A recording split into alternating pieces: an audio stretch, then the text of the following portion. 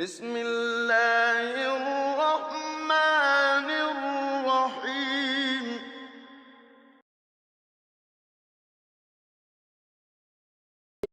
Assalamu alaikum wa rahmatullahi ta'ala wa barakatuh. Cette vidéo a pour but de vous présenter la préparation de la telbina, qui est une soupe d'orge bouillie. Nombreuses sont les sources qui relatent les bienfaits de la telbina, ses mérites ainsi que l'incitation à sa consommation.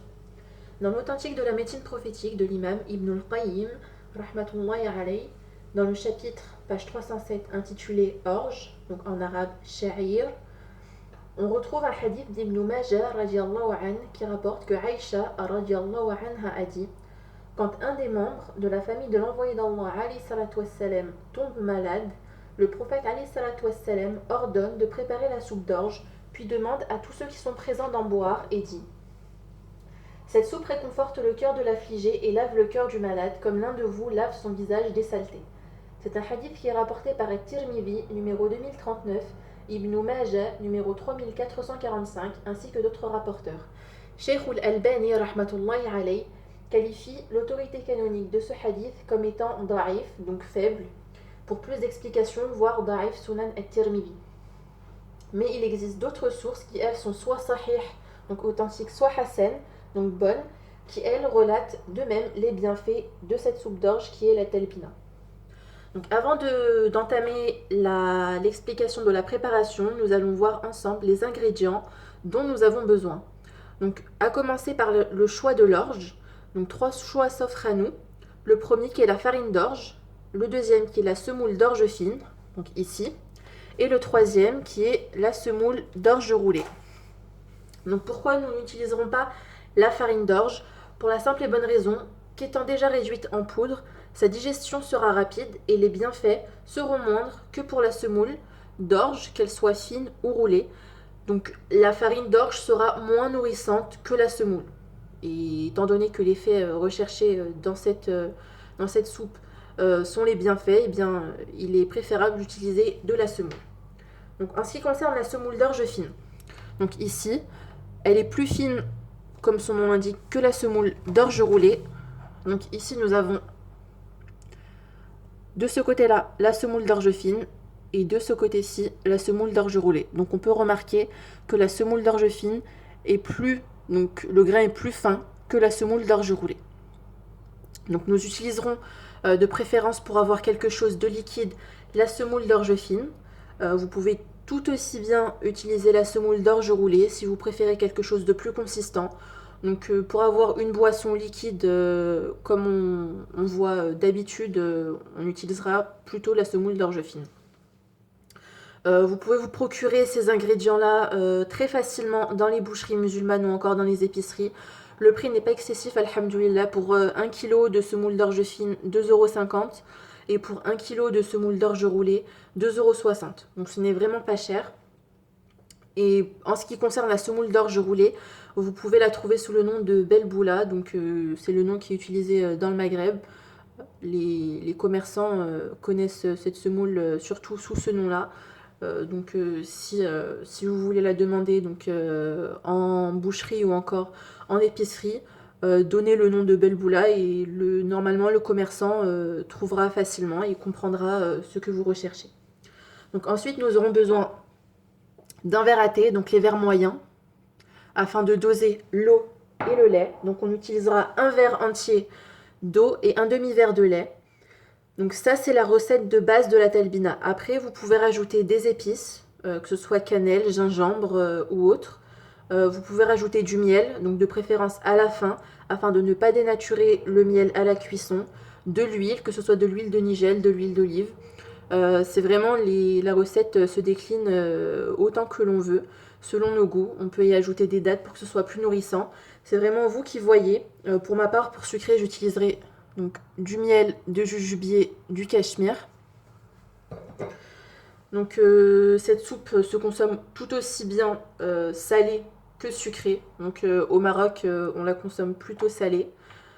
C'est vraiment vous qui voyez, en fonction de vos goûts et de vos envies. Donc comme je vous ai dit, la recette de base peut se décliner autant que l'on veut. Donc nous allons maintenant passer à la préparation. Donc, en ce qui concerne la préparation, nous allons avoir besoin d'une casserole à fond épais de façon à ce que notre préparation n'adhère pas aux parois, dans laquelle nous allons introduire notre verre à thé d'eau et notre demi-verre à thé de lait. Donc ensuite, nous allons mélanger de façon à avoir quelque chose d'homogène. Puis nous allumons le feu de façon à avoir quelque chose de doux pour ne pas brûler le lait. Donc en ce qui concerne notre semoule d'orge, donc ici je vais utiliser la semoule d'orge fine. Donc pour une personne, on utilise 3 cuillères à soupe. Donc ni bombée ni rase. Et si vous utilisez donc la semoule d'orge roulée, afin d'avoir quelque chose de pas trop épais, préférez utiliser 2 cuillères à soupe seulement. Donc ça va nous donner environ un quart de verre à thé.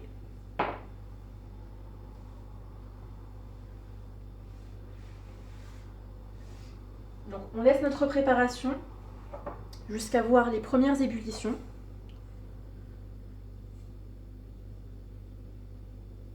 Si vous préférez donc la recette telle qu'elle est relatée dans l'authentique de la médecine prophétique d'Ibn al-Qayyim, à savoir une préparation qui sera filtrée à la fin, préférez utiliser donc au lieu d'un demi-verre de lait, un verre de lait entier, ou encore 2 verres d'eau ou 2 verres de lait. Donc c'est selon vos envies. Mais il faudra 2 doses de liquide de façon à pouvoir filtrer la préparation à la fin de la cuisson. Et donc pour filtrer la préparation, un filtre à café est complètement adéquat, donc il n'y a pas de problème pour ça. Ou encore au chinois, donc c'est vraiment en fonction de ce que vous avez, de manière à retenir la semoule et n'obtenir que le liquide. Donc nous allons pouvoir ajouter notre semoule d'orge fine, puis on mélange jusqu'à obtenir la préparation avec la consistance voulue. Donc on diminue le feu au minimum pour ne pas brûler notre préparation. Et on ne cesse de remuer.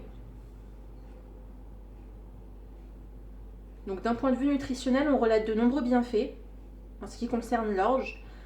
Donc d'une part car il est rempli de fibres, donc ce qui est un bon élément pour le transit. C'est aussi donc un élément dans lequel on retrouve des sucres lents, donc appropriés pour les sportifs. On retrouve de nombreux minéraux, donc c'est un bon élément pour les femmes enceintes, pour les personnes malades qui souhaitent reprendre des forces, ou encore pour les personnes qui ont besoin de prendre du poids. Donc c'est un élément qui est très nutritif.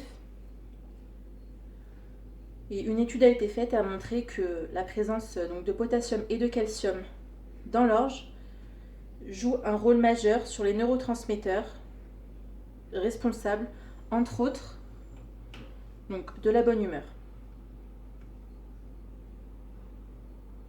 Donc, pour avoir plus ample information, je vous renvoie à l'article sur le site La Science Légiférée, donc El-Ilm Shara'i. Donc il y a une page qui est consacrée à la talbina où vous pouvez retrouver donc, toutes les valeurs nutritionnelles et avoir plus d'informations donc, à ce sujet. Donc là nous commençons à voir que notre semoule d'orge commence à s'épaissir. Donc, il apparaît clairement donc, 2 phases, une dans laquelle on retrouve la semoule qui est en dessous car plus lourde et au-dessus donc on voit le liquide. Donc, ce qu'on doit obtenir, c'est vraiment un mélange dans lequel on ne peut plus distinguer ni semoule ni liquide. Ou si on distingue le liquide, c'est vraiment du liquide résiduel qu'on retrouve sur le bord des parois.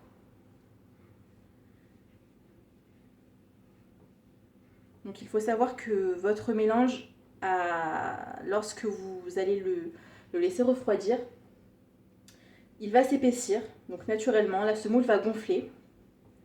Donc ça va former une sorte de gel. Donc si vous voulez quelque chose vraiment de liquide, c'est à consommer directement après cuisson. Car plus on laisse refroidir et plus la semoule gonflera. Et donc si au contraire vous préférez quelque chose de plus consistant, vous pouvez soit donc rajouter de la semoule à la préparation, soit laisser le mélange refroidir. Et donc au contraire, si vous voulez quelque chose de liquide et que votre mélange a refroidi, donc il suffit simplement de rajouter du lait chaud et de mélanger. Donc là on remarque que notre préparation a bien épaissi. Donc même au niveau de la consistance, ça se remarque pas mal.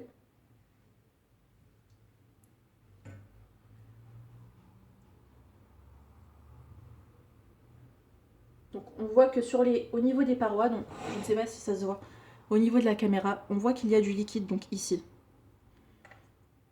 Donc la consistance est déjà pas mal.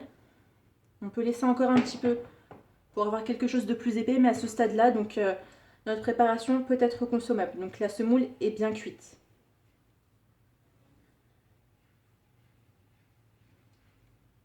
Donc une fois cuite, il suffit simplement de fermer le gaz.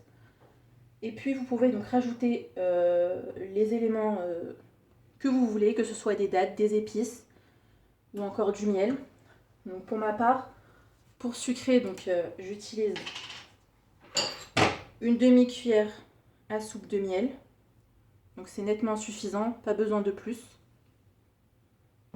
Que je laisse fondre en fait à l'intérieur. Puis je remue. Donc c'est largement suffisant. Préférez sucrer vos aliments au miel, donc pur, et non au sucre raffiné, au sucre industriel, donc qui a de nombreux méfaits pour le corps et qui est source d'addiction. Et donc en espérant que cette vidéo vous sera utile et en vous souhaitant bon appétit. Wassalamu alaikum wa rahmatullahi ta'ala wa barakatuh.